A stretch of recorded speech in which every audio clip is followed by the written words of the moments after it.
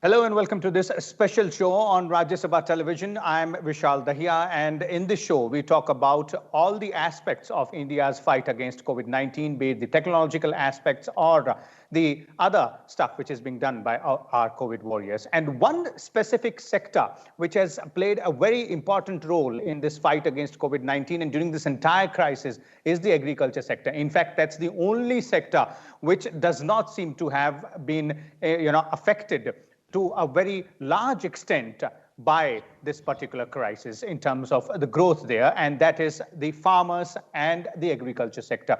They do not have the luxury of working from their home like most of us do, and still they are standing tall and doing their hard work so that all of us don't go hungry out there. Let's look at some specific aspects of this particular sectors.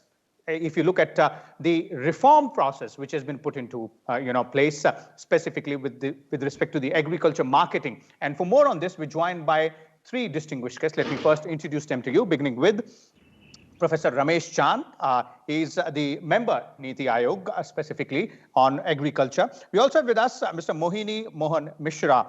He is the National Secretary of Bharatiya Kisan Sangh. And we're also joined by Sunil Kumar Singh, the additional MD of NEFED. Let me begin with you, Professor Chand, and let's start by giving our viewers an overall perspective of what kind of steps have been taken so far in terms of reforms in the agri-marketing area. You see, when the finance minister was announcing stimulus package for different sectors, one full day was chosen for agriculture. So in that package, several announcements were made. I can put those announcements in two categories. One is on infrastructure, logistic, and finance part. Second is on governance and administrative issues, and mainly policy issues. Since you asked me on policy issues, so in that particular package, the finance minister made three very, very important announcements. The first announcement was that we have an Essential Commodity Act, according to which we can put restriction on stocking, movement, pricing of commodities whenever government feel that there is a need for it, either price increase or something else happens. The plea of private sector has been that because of this act and arbitrariness in its imposition, we are not making big investment in post-harvest agriculture, in warehouses, in pack houses, in large cold storage. So that was the first reform, that changes in the Essential Commodity Act to keep foodstuff out of different provisions of Essential Commodity Act, so that private sector is assured that if you are making the investment in this sector, in post-harvest activities, your business will not be affected by decision of the government to say that now you liquidate your stock, or you can't move your stock from Haryana to West Bengal, or potato from West Bengal to Odisha. So that is in brief about Essential Commodity Act. The second act relates to agriculture markets and trade, more so in case of agriculture trade than agriculture market. As we all know that during 60s and 70s, we brought regulation into the market. We brought Agriculture Produce Market Regulation Act of different types in all these states except 2-3 states which did not do it. That act had some important purpose, but that act also has some restrictions. It also has some rigidities. Like, if you want to buy produce in the mandi, you must have a shop in mandi. If you want to buy produce in a particular mandi, you must have license to buy it. And if you want to buy in the other market, you should have another license there. And there were other restrictions that you buy produce, say, if I take example of Madhya Pradesh in Bhopal, then you again do trading in Indore, you again have to pay all the charges, mandi fee, etc. So you are paying it 2 times. And according to that act, the biggest restriction was that agriculture produce produce of notified agriculture commodities can be sold only in the APMC premises or in the area where APMC Mandi is saying that this is the notified area, this is our sub yard or our main yard, or this is deemed to be yard. So you can sell your produce there only. So because of this, neither trader had freedom to buy from the farmer at the farm or at their say factory houses, nor the farmer have any freedom to sell their produce. So second, that to bring a new law, trading law, which will provide freedom to the farmer and to the trader to transact the exchange of commodities among them, even outside the APMC yard. It will not affect APMC yard. That will remain. Then there is a third act. You see that we wanted larger participation of private sector in agriculture. Right now, investment by corporate sector in case of agriculture constitutes only 1.8% of the total investment in agriculture. It is not even peanut, such a small kind of things. And we all know that over time, if the investment do not come, then growth will not happen. Then for that, we tried different kind of measure, contract farming was tried, but then farmer had their own objection to it that it's not a level playing field, there is asymmetry, trader is powerful compared to farmer. So we did not see much of the progress in those kind of things.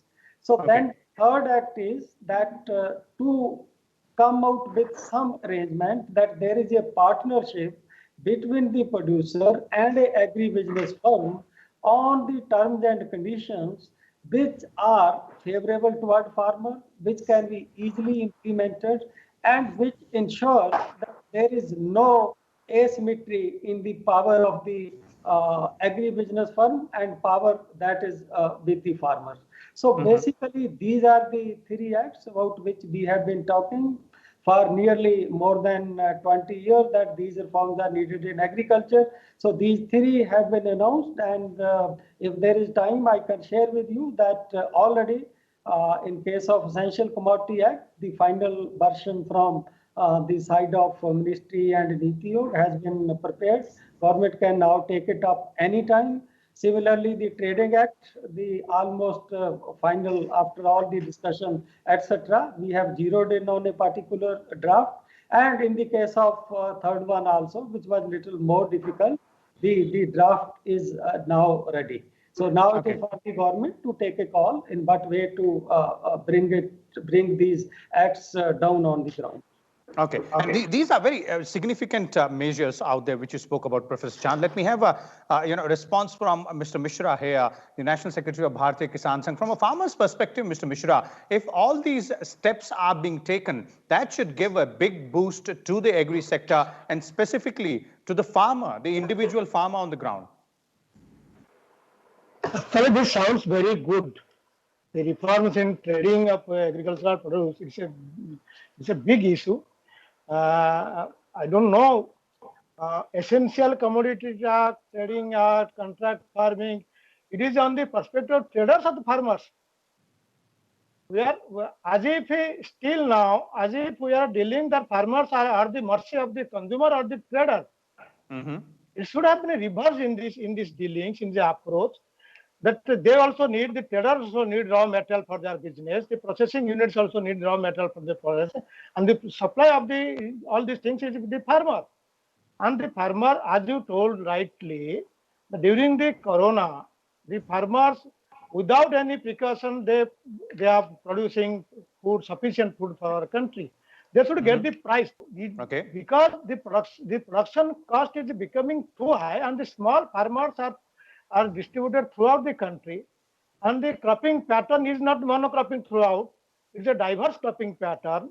So those aspects are to be addressed. You may change your Essential Commodity Act, but during corona, every time we talk essential commodity should be transported like that. So that is a different issue. Essential Commodity Act, the change, the mindset is in favor of traders only. They should not hoard, or they will transport like that. But what about farmers? how should they get the money for their sell? Mhm. Simple reforms are there. I have in the media report there is that when there will be open market, yeah, farmer will sell somewhere outside the mandis. Then there might be a service tax. Why I don't know. Okay. Nobody is addressing this aspect. The mandi tax. Why the seller, the farmer is paying the mandi tax or service tax? It is a big question, and there is Mhm. nothing in this report they are going out. So and the traders.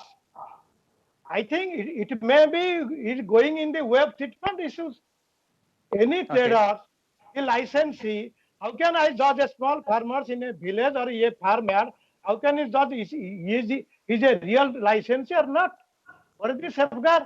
If he is not paying his money, the price of the good he purchased, this trader purchased from the farmer, within 24 hours, what are the precautions? Are the traders putting some security money with the agency so that if he will fail or he will go away? Mhm. Because many traders will come. Today there is a trader and next year we will not find that trader there. So all these aspects have to be addressed while we were changing all these things. Okay, okay. Let's take a response from Professor Chand once again before I go to Mr. Singh on these concerns expressed by Mr. Mishra, Professor Chand. Are they being taken note of when you pointed out that the drafts are being prepared and obviously the changes will be made? So these are the concerns from the farmers. These reforms are being brought precisely to address the concern which Mishra ji has expressed. The Mhm. best way to ensure good deal to the farmer is competition in the market. Whether it is input, whether it is output, if there is no competition, the farmer will always have a poor deal. The best deals come from competition. This is the universal experience. This is the experience of all the sector. You can think of a situation when you have only one telephone service provider and when there are five, six, and Mhm. similarly elsewhere. So competition is the key. The main reason behind these reforms is first, as Mishra ji mentioned, that giving freedom to the farmers. And he mentioned about that why in certain mandi you not only have 1% service charge, 1% still mandis may give justification that they are providing you some service. In lieu of that, they are charging 0.5% or 1%. In some of the mandi, at the top of it, there is a commission which can be as high as 5%, which could Mhm. be as high as 8%, particularly in the case of fruit and vegetables. Then there is rural development charge, then there is Kalyan, Kisan Kalyan cess. The alternative option, which will be enabled and facilitated after this reform, will throw competition to APMC mandi, that you better bring down your charges or you remove unnecessary charges. Otherwise, farmer may not bring your produce to your mandi. They will take it to the alternative channels. So Okay. this is the competition, and I agree with the Mishra ji that certain, like he gave example of Essential Commodity Act, that it is for traders. You see, traders are also important for agriculture. It is not that they are not important. There Mhm. are certain acts where there is direct benefit to farmer and consumer. There are some acts which bring indirect benefit both to the farmer and to consumer. So Okay. like Okay. this new central trade law is something which will directly bring benefit, that because of competition, farmer will get better deal, they will get better price. Okay. Essential Commodity Act is something that you have lot of onion, but when there is Essential Commodity Act, you don't have storage for onion. But if you have a storage for onion and you have a good crop of onion, if there is storage, then you just find that price will not crash. Prices get stabilized, they get moderated. You don't get the violent fluctuation in prices when the system has the capacity for storage and it has capacity for the processing. So this is how that directly and indirectly the farmer as well as consumers are benefited and affected. Okay, let me now bring in Mr. Sunil Kumar Singh. He's been patiently listening to both of you there, Professor Chand and Mr. Mishra. Mr. Singh, One study, clearly says that all the restrictions which have been put on the farmers or the agri sector amounts to implicit taxation as well, and that amount is really, really huge. So, how do you look at the ways and means which are being devised right now to go ahead and free the farmer or the agriculture sector of most of these restrictions, which is very much required right now? Would you just allow me to just add to Sir's point and Mr. Mishra's point? I would just point out three things. The essential commodities which are being grown by the farmer, the food items which are being grown by the farmers, they would remain to be essential for the population, irrespective of the fact that it is within the ambit of the Essential Commodities Act or not. Interestingly, the Essential Commodities Act was put in by a Department of Consumer Affairs, where the farmers coming under Minister of Agriculture, they were more affected by these controls. As Sir mentioned, the case of onions. Why did the investment didn't come in the onion storage? Over a period of time, we had off and on restrictions. Sometimes you raise the minimum export price. Sometimes you put the stock control. Sometimes you again bring in some legislation which affects the farmers and the traders both. The volatility of the price and the sensitiveness of the produce, including its perishability, it was much required that the management of onions is done in much better scientific manner. Now, with the lifting of these controls, it is expected that infrastructure would be built by the private sector, the public sector, at the farm, which again would benefit the farmers as well as the consumers. Coming to your question, I would just like to inform that NAFED is a central nodal agency of Government of India for procurement of oilseeds and pulses. While handling the procurement in Madhya Pradesh, I had realized that APMCs do not provide any services for which they should collect the APMC tax. In Madhya Pradesh at that time, we had the APMC tax, the Nirasit tax, and some other local cess, etc. were levied. So I asked the MP Mandi board that if your APMCs do not provide the price to the farmer matching the MSP, collect the full APMC charges on the MSP. The best that you can do, you can collect on the prevailing market rate, which a trader is giving. And at a later stage, when we were devising or when we were formulating the PSS guidelines, we quoted that in case of the PSS purchases, the state mandi boards, they would not be entitled to any APMC tax, and the state governments will have to exempt that. That explains your question that many a times the high dose of taxation, the high dose of cess, and the commission order charges, again, they are offset the farmers' realization. It doesn't come from the traders. If you go and sell something in the store, and if 6% order charges are collected, that is offset from the farmer's realization. The trader would take that as a cost to his buying.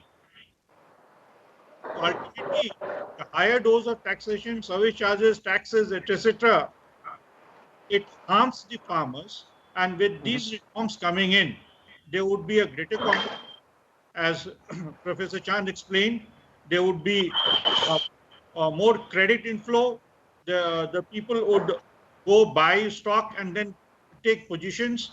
Say, like in Chana itself, we have procured roughly 10 lakh metric tons of Chana by now. We have still 1.5 months to go. Maybe that we procured 24 to 25 lakh metric tons. But what we find that because of uncertainties of the policy, that there may be some kind of restriction, etc., the private trade, besides other reasons, they're not into purchase of gram.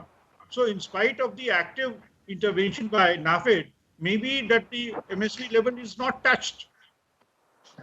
These Okay. reforms with the investments in the warehousing, storage, in the credit inflow opportunities, export opportunities, processing, ultimately the farmers will benefit out of it. Okay.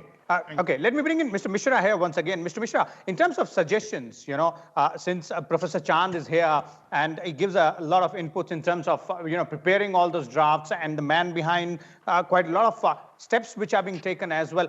Removing restrictions as far as farmers' activities and also, management of marketable surplus. And that is all right. But farmers are now still, in this proposal of these changes, farmers is compressed between traders and consumer. Okay. Nothing is on discussion about the farmers. What should be the price? The licensee, what happened in crop insurance, this year one company came, next year he's not there. And what is the modus of operandi for the licensee with the traders? Are all the licensee traders under a single portal of Government of India? How can I identify that this is the real trader, it is not a fake? So these are all the issues. These are not on the discussion. These are all the discussion on the trader side. If a trader purchased some food stuff from a farmer and he left the area, what can the farmer do? Who will pay the money? So the second thing, there was a discussion in the media also. The sub-divisional officer would deal. Otherwise, he will go to the collector. Why? If the trader put some huge amount of securities with the officer and left the payment within 24 hours to the transfer to the farmer. So these are the issues, the price and the money. These are the two issues.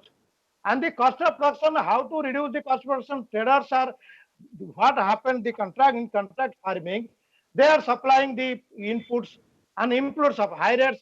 Farmers don't know. Or Professor Chand agree with that. There will be a portal where all the inputs, their features, their price, their availability will be there that farmers can inquire, yes, this is the price. Otherwise, this small farmer, they cannot deal with all these big traders and contractors. So okay, these Professor are the Chand? issues, they are not on discussion. Okay, let's hear from Professor Chand. Professor Chand, Mr. Mishra is clearly here focusing on the aspect that farmers' concerns will have to be given more weightage than the traders. What you were saying earlier was that there has to be a balance because both are part of the system. But putting in place an institutional mechanism like what Mr. Mishra is suggesting, is that the way out? No, you see, we have debated it thoroughly, and the supreme or the top priority was given in terms of safeguarding interest of the farmers.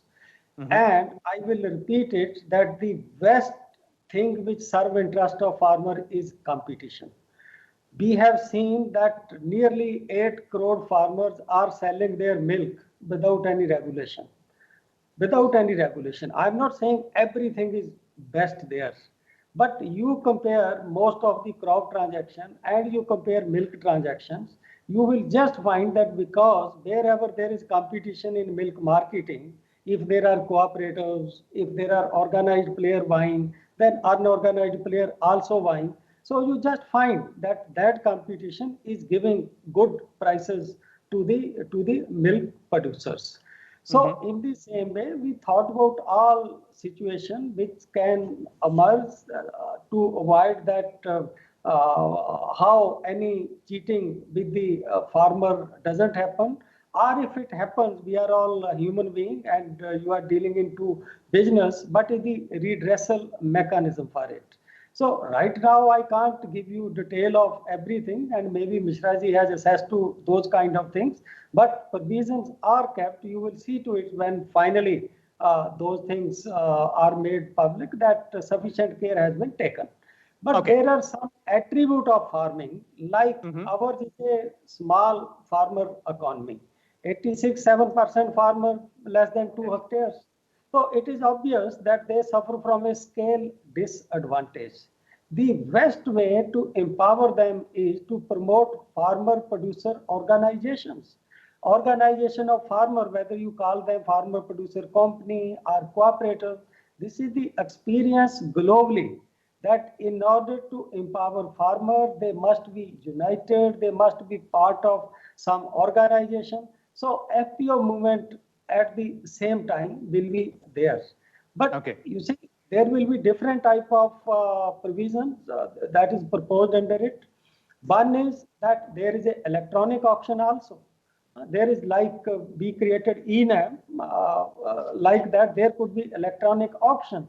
So farmer together as a group can participate in that, sell their produce on that. Then there will be physical market also, where farmer who have small produce, who are not part of any group, they also require some channel. It's not that we just close all the channel for them. They also require some channel. So you will find it when that act is rolled on that sufficient care has been taken for those kind of things. And enough flexibility is kept there that if some situation arises in future, then central government has all the powers to respond to those situations. Okay, one more small aspect before we bring this to an end, Professor Chand, and that's with respect to the access to institutional credit. This is also a very, very important aspect when you talk about small and marginal farmers. You see, in the case of institutional credit, right now we have a slightly different type of situation where the amount of credit that is supplied to agriculture is more than what is the requirement of agriculture sector. It is true in a couple of states. But we also have states where institutional agriculture credit given does not meet even 20 or 30% of the requirement of the sector. That is also the situation. The first thing is that how we address this interstate disparities in the distribution of credit. So one attempt which is made is saturation through Kisan credit cards, that all those farmers who do not have Kisan credit card but are willing to have it, just saturate it, give it to them. Then there are dairy farmers also that give Kisan credit card to them also. Then strengthening of cooperative. At many places, commercial banks are not there. So you need to strengthen cooperatives there. So there are issues in the case of institutional credit. But over time, if you see to it that this regional disparity has declined, these states which were so much deprived of institutional credit, the flow of credit is happening there. But I agree with you that we have to go a long way to meet genuine requirement of farmer for institutional credit. Okay, thank you. Thank you so much, Professor Chand, Mr. Mishra, and Mr. Singh out there for sharing your views on that. Clearly, as our panelists are pointing out, as far as this particular issue is concerned, that is the reforms in the agriculture sector and responding to farmers' distress, or the way farmers' income can be increased further, as Professor Chand pointed out, increasing or ensuring a healthy competition is one way out, and there are policies being planned, changes being made, drafts are ready. Let's wait for the final decision and the final contours of all these steps to be taken by the government. Thank you so much for watching Rajya Sabha Television. We'll come back again tomorrow with a different topic. But till then, you take care of yourself and don't forget to follow all the norms with respect to social distancing. Thank you. Thank you. Thank you.